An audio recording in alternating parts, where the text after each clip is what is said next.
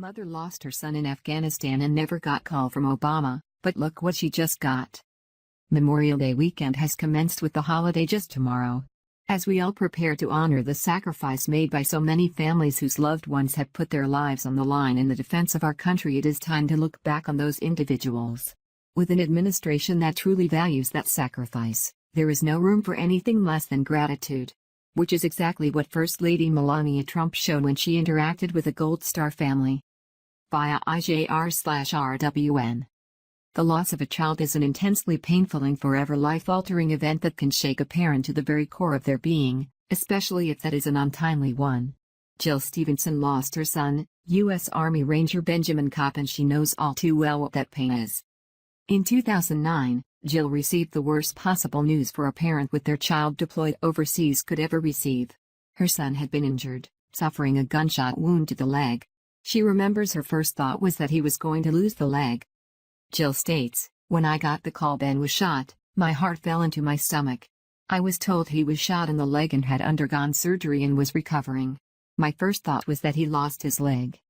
However, the injury turned into a series of worst-case scenarios in the 8 days that followed his admittance to Walter Reed Medical Center. Knopp's body eventually gave out due to the extent of his injuries. He was just 21 years old. As a means of keeping her son's memory alive and in an effort to help her process her grief 8 years ago, Jill states that she has found a means to cope and to heal through sharing her son's story of selfless sacrifice.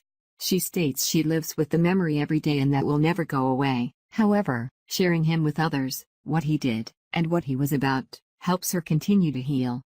Through that grieving process and sharing of her son's story, Jill became a part of TAPS. TAPS is a program that helps military families with the grieving process when a service member is KD in action. To this day, she still continues her work in advocacy for veterans issues all across the country.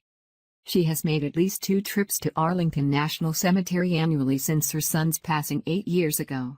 The visits fall in mid-December for wreaths across America and over Memorial Day weekend. With Memorial Day coming up in just a few weeks, the mainstream media is ramping up their continuous non-stop bashing of President Donald Trump, ramping up into high gear. Many of the mainstream media continue to bash President Trump for his comments about Barack Obama not calling families of our fallen military. Many in the media and all over Twitter lost their collective minds accusing President Trump of lying, saying Obama most certainly did call families of fallen military. In fact, they protested so much the Washington Post did a fact check. From our perusal of news reports and news databases, we could not find any contemporaneous evidence that Obama spoke about such calls or that the White House announced he had called families. WAPO quickly noted Obama had, on several occasions, met with the families of fallen soldiers.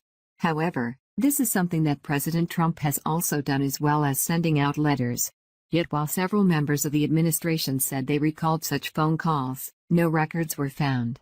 WAPO did, however, find a record of one soldier, Sergeant Sean Collins. Still, in early 2011, the family of one fallen soldier, Sergeant Sean Collins, told Fox News they had requested a call from Obama and were told his schedule was too packed for a conversation. Meanwhile, Jill states she did not get a phone from the Obamas.